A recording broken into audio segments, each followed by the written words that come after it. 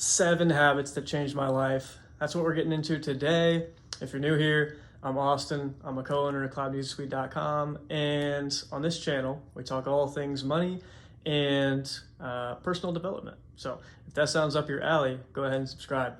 Let's get into this thing. So I got my little notebook here, and in my notebook, I have a list of 7 habits that changed my life. So let's just go ahead and get into it. First one, getting over things quickly is what I wrote down. I've, over the years, decided that it's just not worth staying mad about something if I'm frustrated, or if I'm, sad for too long. I don't feel like it benefits me in any major way. Yes, I want to mourn if I'm sad. Yes, I want to allow myself to get frustrated and feel emotions. But typically, if I'm acting from an emotional state, I'm probably not making the best decision for my future and for those around me. So try to make as logical of decisions as possible. And the way that I've tried to do that is to be just a little more stoic, meaning I try to wait just a sec and decide, is this something I want to attach an emotion to? And if I did attach an emotion to it, I try to wait again and say, how long do I really need to feel this way? How long would be beneficial for me to feel this way? Sometimes it is beneficial to get frustrated because that can move things in the right direction. Sometimes it's beneficial and needed to be sad. Sometimes it's beneficial to be overly joyous, but I don't want to live in those emotions for too long. I want to be able to get back to objectivity as quickly as possible, especially if I'm trying to make decisions for my future. So getting over things quickly has absolutely changed my life for the better, made my life a lot happier and overall more fulfilled. Number 2 from my notebook that's falling apart here is following up. Anytime I have a dinner with someone, like I have them over to my house or I'm at their house, I always like to follow up afterwards and say, hey, I really appreciated you reaching out and having us over. That meant a lot to me. Or if they're over to our house, I loved having you. We'd love to have you back soon. I don't just say that right when they leave. I want to let them know, 24 hours later, 48 hours later, just to let them know I'm thinking about them. And that puts some accountability on us to, be good humans, number 1. And 2, let's make it happen again. Let's make this thing happen again. So it's not just like a one and done. I want to really create some social connection. And then in a business context, if I'm trying to sell someone on something or hire someone to join a team, or do a joint partnership deal, I don't want to just reach out one time. I want to reach out once, and I want to follow back. And then I maybe have to follow up again. It could be 2 or 3 follow-ups sometimes before you make the sale, or you get a new client, or you bring someone onto your team for your company. So following up definitely has changed my life for the better. Adds another layer of meaning to things, and it makes things feel less transactional and more like we're really in this thing together, and we're doing a dance, and we're having fun together, living meaningful lives together. That was following up, number 2. Number 3 in my notebook, choosing to spend considerable time and money on being healthier. I think it's the most important thing to spend time like researching, different diets. I was going to say the best diet, but I don't think there is one. Researching different diets, spending time to do the meal prep that you need to do in order to make sure you adhere to that particular diet for a year or for 6 months or for however long, and just see what happens. That's a considerable amount of time that you're willing to invest in trying to feel better on a daily basis. Working out or stretching or doing some sort of movement practice, doing a 5-minute squat every day, going outside intentionally, making sure you get sunshine every single day into your eyes and onto your skin. These things take time. And then the money part, I just decided I'm going to spend money on going to the chiropractor. I'm going to spend money on making sure I have healthy food to put in my body. Definitely has changed my life for the better. Probably the best investment. I made a video on this channel called The Best Investment by a Long Shot, and it was all about that. I want to spend time and money on myself, and not just on myself in the cliche clickbaity way, not the guru way. I mean my physical body. I want to spend time and money on my physical body and make sure it's functioning optimally so that I can feel good, so I can do the things I want to do with the people I want to do it with, as long as I want to do it, whenever I want to do it. So spending considerable time and money on health was number 3. Number 4, which is funny, writing everything down. So I wrote this list down in my little notebook, writing everything down. I wrote the intro to this video down. Any idea I have where I'm like, ooh, I need to, reach out to that person, but I'm not in a position to do it right then, or I haven't had a fully developed thought, I'm gonna write that down. I got way too many notes on my notes phone app. I have notebooks galore, notebooks with just stuff in them. And then, I would look back through them and be like, dang, that was a good idea. Let me expand on that, because now I'm in a position to do something with that idea I had 3 years ago, or 3 months ago, or 3 weeks ago, or 3 days ago. So writing everything down somewhere has definitely changed my life. It has sparked entire businesses to become a reality, just because I wrote them down and I was like, I want to make this happen. So then I wrote down like an initial business plan, and I wrote down initial people I'd want to partner with, and I wrote down, you get the point. Writing everything down, literally everything I think of, I write it down. I also have a lot of stuff going on up there in my brain.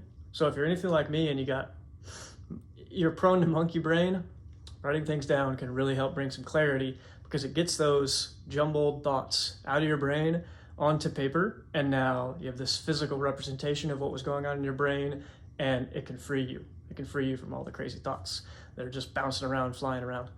So writing everything down is number 4. Number 5, it's a little different.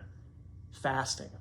And I do mostly mean fasting from food, like intermittent fasting, or doing a whole day fast. I'm not a doctor by any means, so maybe talk to your doctor if you're worried about it and you want to try it. But intermittent fasting, something where you do like 16 hours of not eating and then 8 hours of eating. It sounds hard when you just first hear it, but it's really not. It's really not. So maybe start with 12 and 12, a 12-hour non-eating window and a 12-hour eating window. And now you have effectively fasted for 12 hours, assuming you're consuming no calories, just water, maybe black coffee, maybe, unsweetened tea. Try it out.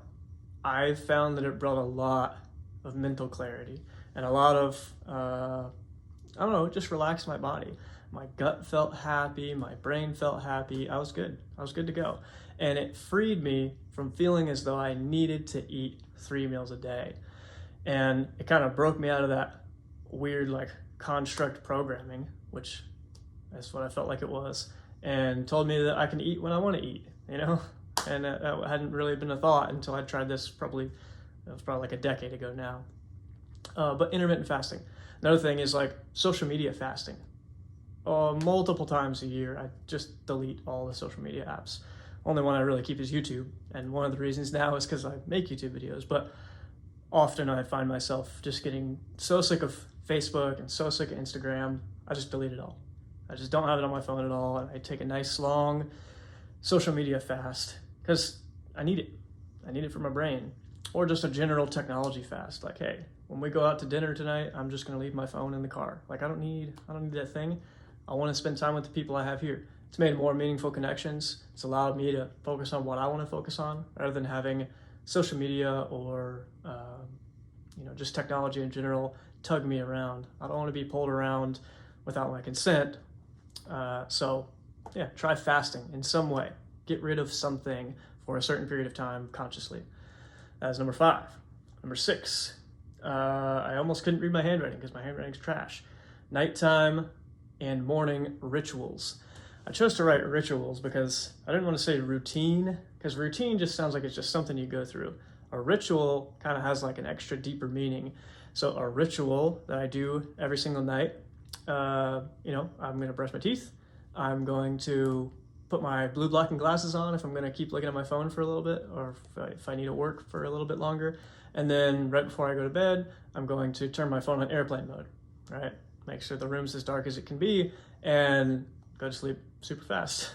So having that's not elaborate. It doesn't have to be elaborate. Taking some magnesium used to be part of the routine as well. It's hit or miss sometimes. I don't have to in order to feel relaxed, but it helped at one point in my life. So taking a magnesium pill, But yeah, I've always been told like, wow, you fall asleep so fast. It's ridiculous. It's unnecessarily quick. I think in part it's because I have that nighttime ritual where it's like, I turn my phone on airplane mode, and that is the trigger to tell my body, okay, time to call it quits for the day and recharge and recover. In the morning, I always make coffee the exact same way every single time, and it kind of gives me something to look forward to and start my day in the pretty much exact same way. So gets my brain ready and primed for the day, and I do enjoy coffee a lot, so that's nice too. Nighttime and morning rituals, they don't have to be super elaborate. Just do something that's the same every night and something that's the same every morning. That would be my advice if you're looking for some. Number 7 of 7, the last one, side hustles. I didn't know that some people don't, I don't know, it just doesn't occur to me that some people don't work multiple jobs and have multiple streams of income. I guess I'm blessed and lucky that my dad and my parents and my family in general was just like, yeah, you gotta have multiple streams of income. I just thought that was a thing everywhere.